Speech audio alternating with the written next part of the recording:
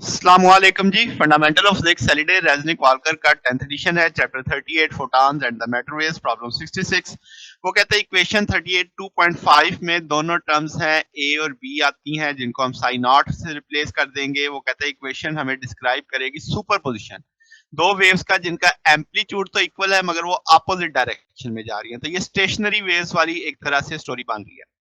तो कहता है जब वेव फंक्शन का स्क्वायर लेंगे मैग्नीट्यूड का तो वो बराबर आएगा 2 sin not 1 plus cos 2 kx के प्रूफ करना है इस चीज को, फिर बताना है इस ग्राफ की जो हमने ग्राफ करके बताना है कि इसका जो स्क्वायर ऑफ द एम्पलीट्यूड है यानी वो इसका मैटर वेव से हमें पता चल जाएगा।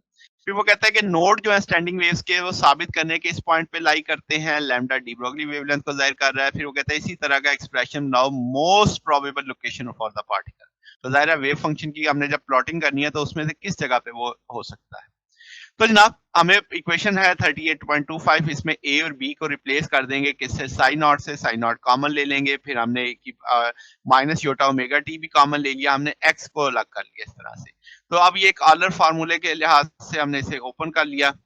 अब आपके पास साइन वाला फैक्टर कट जाएगा, ये 2 टाइम आ जाएगा 2 cos kx। अब हम जानते हैं कि भाई दोनों साइडों का स्क्वायर लेना है मैग्नीट्यूड लेके, तो जब हम स्क्वायर करेंगे तो ये स्क्वायर ओपन हो जाएगा। यहाँ पे cos के साथ 2 है तो वो 4 बन जाएगा, 4 sin नॉट। इसे हम दो दफा लिख सकते हैं स्क्वायर लेके e की power minus iota omega t e की प्लस योटा ओमेगा टी, क्योंकि वो स्क्वायर हो जाना है ना, स्क्वायर भी नेगेटिव में आ जाना है तो उसे फिर हम जो नेगेटिव साथ वाला है उसको इस पैटर्न पे लिख सकते हैं। तो जनाब ये वाला अब आपके पास cos स्क्वायर kx आ गया, इसे हम लिख सकते हैं 1 प्लस cos 2 kx बाई 2। ये 2 साइड से कट जाएगा तो 2 sin not 1 plus cos 2 kx के बराबर आ जाएगा। अब क्या जी, ये sin नॉट दूसरी तरफ जाके स्क्वायर होएगा तो ये 1 2 1 प्लस cos 2x। तो इसका मतलब बुनियादी तौर पे 2 आ जाएगा, cos का मिनिमम जवाब 0। तो जब 0 रखेंगे तो ये 2 आंसर आएगा। तो ये 2 से शुरू हो रहा है, तो ये cos का ग्राफ बनाया हुआ है जिसका एम्पलीट्यूड 2 हो सकता है। फिर आपके पास वो कहता है कि जी वेव फंक्शन आपने नोड किसके बारे में बताना था कि भाई नोड नोड जीरो डिस्प्लेसमेंट को कहता है। जीरो डिस्प्लेसमेंट का मतलब कि वहां पे प्रोबेबिलिटी बिल्कुल भी नहीं होगी। तो हम इस सारे की वैल्यूज जानते हैं, सारे को बराबर करके जीरो कर देंगे। 1 प्लस कॉस 2 के 2 एक्स को जीरो होना चाहिए, तो इसका कॉस 2 एक्स माइनस 1 होना चाहिए। कॉस माइनस का आंसर कब देता है, पाई 3 पाई 5 पाई पे।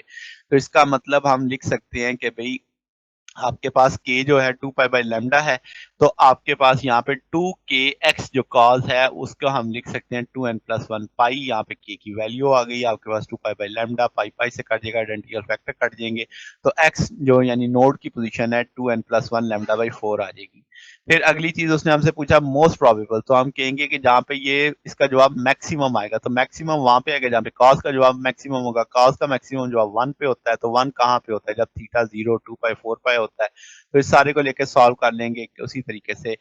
cos 2x की जगह हम एंगल की जगह रख देंगे कि इसे 2n पाई होना चाहिए, यहाँ पे k की वैल्यू डालेंगे तो x बराबर होगा n लैम्डा बाई 2। तो ये वो पोजीशंस होंगी जहाँ पे उसकी मोस्ट प्रोबेबल फाइंडिंग होगी पार्टिकल की। तो ये हमारे पास सोल्यूशन है। अगर आपको इसमें कोई बात पूछनी हो, डाउट हो, नीचे कमेंट्स में पूछ सकते हैं। वीडियो अच्छी लगी हो तो वीडियो को लाइक कीजिएगा, दोस्तों के साथ शेयर कीजिएगा, चैनल को सब्सक्राइब कर दीजिएगा। अब तक के लिए इतना ही, बाकी इंशाल्लाह नेक्स्ट देखेंगे। ओके, अल्लाह हाफिज।